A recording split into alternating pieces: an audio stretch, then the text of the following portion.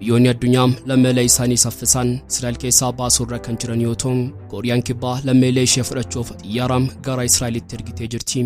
Ergaaleellaan qilleensarraa Iraan halkan edaam Tel Aviv haleelee booda biyyoonni addunyaa nageenya lammiilee isaaniif yaaddoo qaban ibsachuun lammiilee isaanii biyyattii keessa jiraatan akeekkachiisanii jiru.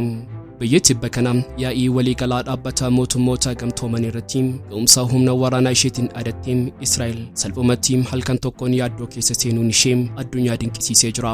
Haleellaan rookeettii Yamanii fi Hizbullaarraa gara Israa'elitti dhukaafamaa jiran jabaatanii itti fufanii jiru. Humnoonni hidhattoonni baakiddu galeessaa Axis of Resistance jedhamuun beekaman kanneen Iraaniin deeggaraman qindoominaan haleellaa qilleensarraa isaanii jabeessanii itti fufanii jiru.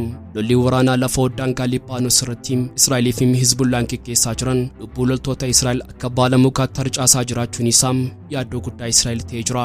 Guyyaa har'aa qofa lola daangaa kanaan waraanni Israa'el 30 ol ta'an ajjeefamuu Israa'el amantee jirti. Baay'inni loltoota miidhamanii baay'achuurraa kan ka'e hospitaalonni Israa'el hanqina dhiigaan muddama keessa seenanii jiraachuu maddeen oduu Israa'el balballoomsaa jiru.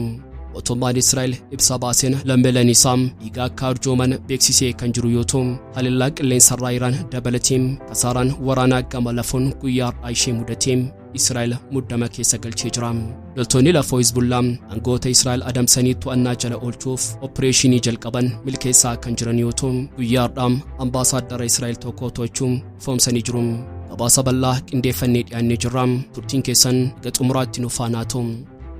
Iraan haleellaa galgala raawwateen misaayilota gosa haaraa asiin dura hin beekamne fayyadamuun ishee himame. Misaayilonni Iraan haaraa kunneen salphumatti daangaa qilleensaa Israa'el cabsanii ga'umsa isaaniitiin meeshaa ittisaa qilleensaa Israa'el Iron Dome cabsuun haleellaa raawwachuun isaanii Israa'el meeshaa humna qilleensaa ishee akka sakattaatu dirqisiisee jira jechuun xiinxaltoonni dubbatan. Gosa misaayilaa haaraa Iraan fayyadamtee ga'umsa isaanii dabalatee dandeettii teeknooloojii humna ittisaa qilleensaa Israa'el irratti yaada xiinxaltoonni waraanaa kennan qindeeffannee jirra. Gama kaaniin Huutii Yaman haleellaa rookeetii bal'aa Israa'el irratti gaggeessaa jiraachuu ifoomsee jira. Dubbiimaan Huutii Yaman Yahyaa Saariinis ibsa kennee jira. Qophii keenya laayik gochuun jalqabaa yoo yaashama harka fuunee kabajamtoota dhaggeeffattoota keenya kun Oromiyaa 24 Newsdha.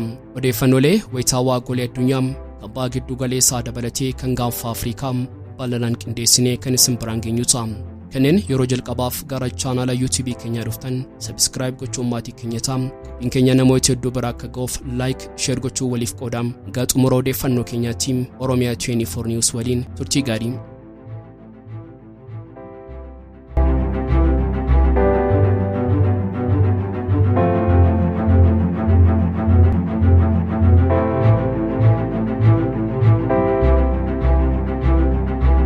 Biyyoonni addunyaa lammiilee isaanii saffisan Israa'el keessaa baasuurra kan jiran yoo ta'u, Kooriyaan kibbaa lammiilee ishee fudhachuuf xiyyaara gara Israa'elitti ergitee jirti.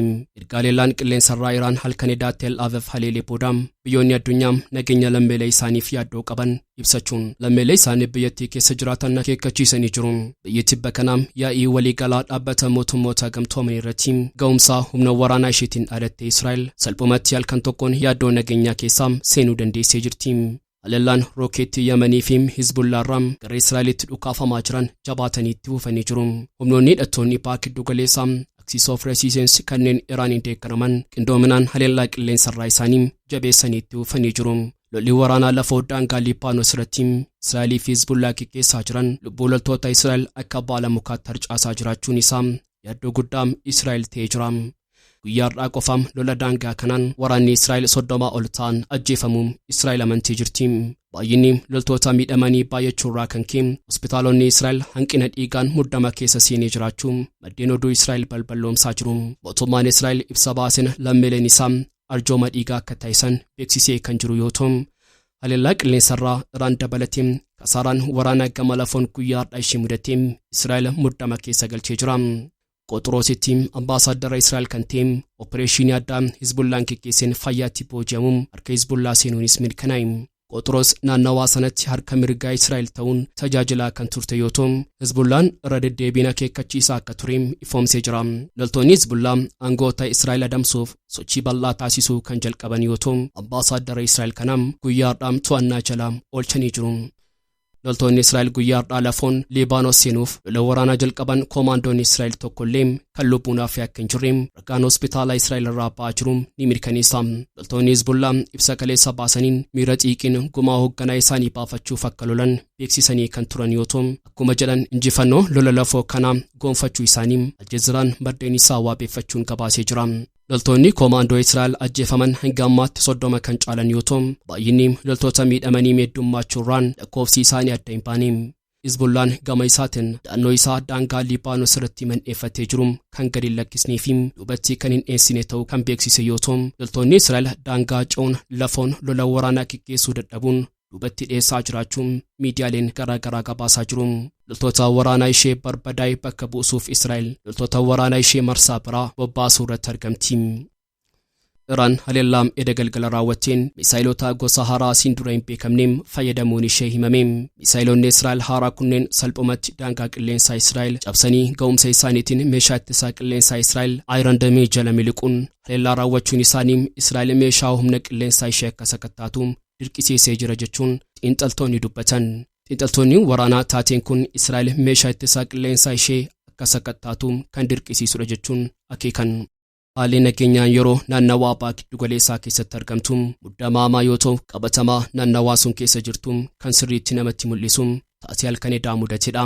Ajjechaa hoogganaa Hamaasii fi Hizbullaa hordofuun Teheraan halkanedaa haleellaa misaayilaa ammaa Tel Aviv irratti kan raawwatte yoo ta'u haleellaa kanarratti ammoo misaayilota kiruuzii fi baalaastikii fayyadamtee jirti.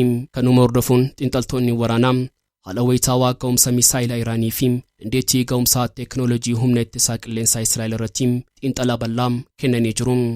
Dandeettii ga'umsaa humna misaayilaa Iraan ilaalchisuun bara 2023 keessa dhaabbanni Center for Strategic and International Studies gabaasa baasan Teheraan abbaa qabeenyaa misaayilaa baalaastikii fageenya dheeraa qaxxaamuruu danda'anii 3,000 olii ta'uu ishee kan dheere yoo ta'u misaayilonni baalaastikii kunneen dachii irraa gara qilleensaatti ba'uun aggaammi isaanii kallattiin haleeluuf dandeettii furguggifamuu akka qaban beeksisee jira.